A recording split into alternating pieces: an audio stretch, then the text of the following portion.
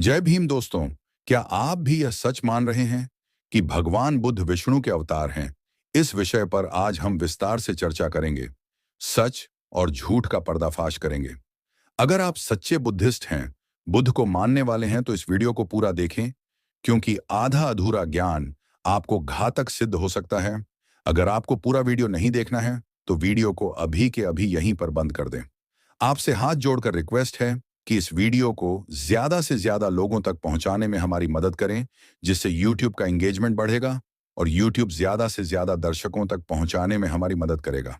उसके लिए आप वीडियो को लाइक, शेयर एवं चैनल को सब्सक्राइब करें। तो चलिए वीडियो को शुरू करते हैं।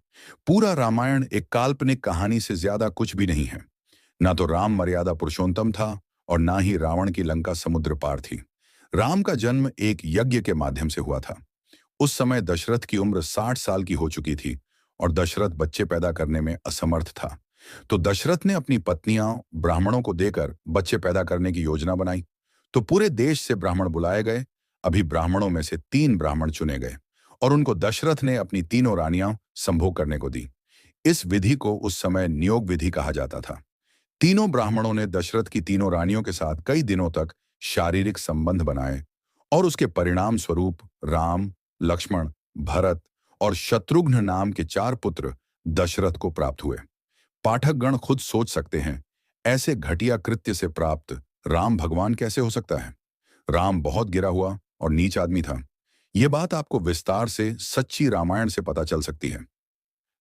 सच्ची Ramayan supreme court ONF India द्वारा प्रमाणित किताब है। बाद में ब्राह्मणों ने अपनी श्रेष्ठता साबित करने के लिए राम को भी भगवान बना दिया और इतना ज्यादा प्रचारित किया कि देश का हर आदमी आज राम को भगवान की तरह पूछता है। ऋग्वेद में ब्राह्मणों को देव और मूल निवासियों को असुर, राक्षस, शूद्र, दैत्य या दानव कहा गया है। यह बात प्रमाणित है और इस बात के बहुत से सबूत भी है। भारत के बहुत से लेखकों ने इस बात को कई बार प्रमाणित किया है। यहां तक डॉ भीमराव अंबेडकर ने भी अपनी किताबों में इस बात को प्रमाणित किया है। एक सबूत यह भी है कि देव अब ब्राह्मण कैसे हो गए। दीर्घकाल तक मूल निवासियों को गुलाम बनाने के लिए ब्राह्मणों ने वर्ण व्यवस्था स्थापित की। मूल निवासियों को शूद्र घोषित किया गया। क्रमिक असमानता में ब्राह्मणों, राजपूतों और वैश्यों को अधिकार प्राप्त है। मूल निवासी शूद्रों को कोई अधिकार नहीं दिया गया। मूल निवासियों को भी अधिकार होना चाहिए था, मगर उनको शूद्र बनाकर सभी अधिकारों से वंचित कर दिया गया। ऐसा क्यों किया गया? खुद को सर्वश्रेष्ठ साबित करने के लिए, ताकि मूल निवासी हमेशा शूद्र बने रहें और बिना किसी युद्ध के ब्राह्मणों, राजपूतों और वैश्यों के गुलाम बने रहें। बहुजन शब्द तथागत बुद्ध के धर्मोपदेशों त्रिपिटक से लिया गया है। तथागत बुद्ध ने कहा था, बहुजन हिताय बहुजन सुखाय उनका धर्म बहुत बड़े जन समुदाय के हित और सुख के लिए है। बुद्ध ने वर्ण व्यवस्था को समाप्त किया। हमारे गुलामी के विरोध में लड़ाने वाला सबसे पुराना और बद्धा पूर्वज था। इसका मतलब यह है कि वर्ण व्यवस्था बुद्ध के काल में भी थी। यह बात प्रामाणिक है कि इस जन आंदोलन में बुद्ध को मूल निवासियों ने ही सबसे ज्यादा जन समर्थन दिया। जैसे ही वर्ण व्यवस्था ध्वस्त हुई, तो चतुसूत्री पर आधारित नई समाज रचना का निर्माण हुआ। उसमें समता, स्वतंत्रता, बंधुत्व और न्याय पर आधारित समाज की व्यवस्था की गई। इस क्रांति के बाद प्रतिक्रांति हुई, जो पुष्यमित्र शुंग राम ने बृहदत्त की हत्या करके की। वाल्मीकि शुंग दरबार का राजकवि था और उसने पुष्यमित्र शुंग और बृहदत्त को सामने रखकर ही रामायण लिखी। इसका सबूत वाल्मीकि रामायण में है। बृहदत्त की हत्या पाटलिपुत्र में हुई थी। पुष्यमित्र शुंग की राजधानी अयोध्या में थी। रामायण के अनुसार राम की राजधानी भी अयोध्या में थी। पुरातात्विक प्रमाण है, कोई भी राजा अपनी राजधानी का निर्माण करता है तो उस जगह को आक्रमण कर दिया। लाखों बौद्ध भिक्षु मारे गए। बौद्ध भिक्षुओं के लिखे ग्रंथ और किताबें जला दी गईं। बौद्ध धर्म को पूरी तरह खत्म कर दिया गया। जो बौद्ध भिक्षु बचे, वो अपने प्राणों की रक्षा के लिए भाग गए और जंगलों और पहाड़ों में छुप गए। आज फिर से बौद्ध धर्म लोगों के बीच प्रचलित हो रहा है, परंतु आज बौद्ध धर्म में भी ऊंच नीच आ गई है। हीनयान ऊंचे माने जाते हैं और बाकी दोनों संप्रदाय नीच माने जाते हैं। अब पाठक गण खुद ही समझ सकते हैं कि महात्मा बुद्ध विष्णु का अवतार कैसे हो सकते हैं। जिन ब्राह्मणों, राजपूतों और वैश्यों ने बुद्ध धर्म का नाश कर दिया, आज उन्हीं यूरेशियन आर्यों को शर्म तक नहीं आती है बुद्ध को विष्णु का अवतार कहते हुए। तो आज की वीडियो में बस इतना ही, मिलते हैं नेक्स्ट वीडियो में। वीडियो देखने के लिए दिल से धन्यवाद। युद्ध में जीतता है, फिर अपनी राजधानी बनाता है, मगर अयोध्या युद्ध में जीत गई राजधानी नहीं थी, इसीलिए उसका नाम रखा गया अयोध्या, अर्थात अ प्लस योद्धा। युद्ध में ना जीत गई राजधानी। पुष्यमित्र शुंग ने अश्वमेध यज्ञ किया, रामायण में राम ने भी अश्वमेध यज्ञ किया।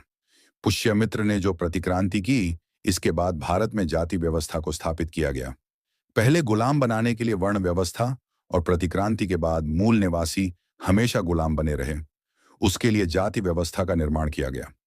मूल निवासियों का प्रतिकार हमेशा के लिए खत्म करने के लिए विदेशी आर्यों ने योजना बनाकर सभी मूल निवासियों को अलग अलग 6,743 जातियों में बांट दिया, जिससे मूल निवासियों में एक मानसिक स्थिति पैदा हो गई कि हम प्रतिकार करने योग्य नहीं रह गए। गुलामों में ही ऐसी मानसिक स्थिति होती है। ब्राह्मणों ने जाति व्यवस्था को क्रमिक असमानता पर खड़दिदा किया। असमान लोग एक होने चाहिए थे, लेकिन ब्राह्मणों ने असमान लोगों को भी क्रमिक असमानता में विभाजित किया। प्रतिकार अंदर ही अंदर होता है, लेकिन जिसने गुलामी ला दी उसका प्रतिकार करने का ख्याल भी मन में नहीं आता, क्योंकि ब्राह्मणों ने मूल निवासियों में जाति पर आधारित लड़-ढाइयां करवाना शुरू कर दिया, जिससे मूल निवासी आपस में ही लड़ने लगे और उन्होंने असली गुलामी लादने वाले का प्रतिकार करना बंद कर दिया। डीएनए शोध सिद्ध करता है कि जाति वर्ण व्यवस्था का निर्माणकर्ता ब्राह्मण है। उसने सभी को विभाजित किया, लेकिन खुद को कभी विभाजित नहीं होने दिया।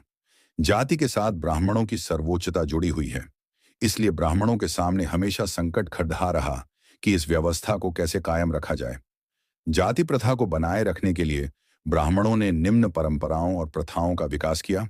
उदाहरण के लिए 1 कन्यादान परंपरा, 2 बाल विवाह, 3 सती प्रथा, 4 अस्पृश्यता, 5 विधवा विवाह आदि। बुद्ध अवतार के बारे तो सारी दुनिया जानती है। बुद्ध काल तक सारे भगवान और अवतार बलि के नाम पर मांस और खून के प्यासे थे। वो बुद्ध जैसे महान कैसे हो सकते हैं? बुद्ध शाक्य वंश में पैदा हुआ एक महान मानव था, जिसने ब्राह्मणों के विरुद्ध मूल निवासियों का एक धर्म बनाया और सभी मूल निवासियों को इकट्ठा किया।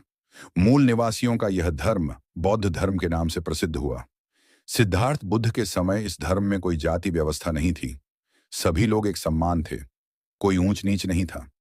यहां तक सिद्धार्थ बुद्ध खुद भी जमीन पर बैठकर प्रवचन दिया करते थे। यह धर्म कितना महान था, इस बात का पता यही से लग जाता है कि 500 ईस्वी से 700 ईस्वी के बीच बौद्ध धर्म भारत का सर्वश्रेष्ठ धर्म बन चुका था। ब्राह्मणों का वर्चस्व समाप्त सा हो गया था। भारत में सभी लोग ऊंच नीच जाति पाति भुलाकर सिर्फ इंसान बनकर रहने लगे थे। कोई भी मूल निवासी ब्राह्मणों को महत्व नहीं देता था और सारे मूल निवासी फिर से रुद्रकाल के गौरव को प्राप्त करने के गौरव की ओर बयारेच रहे थे। इस बात से यूरेशियन आर्यों अर्थात ब्राह्मणों को सबसे ज्यादा परेशानी हुई। बौद्ध धर्म को समाप्त करने के लिए फिर से सारे ब्राह्मण, राजपूत और वैश्य एक हुए और उन्होंने एक चाल चली। बहुत से ब्राह्मण बौद्ध भिक्षु बन गए।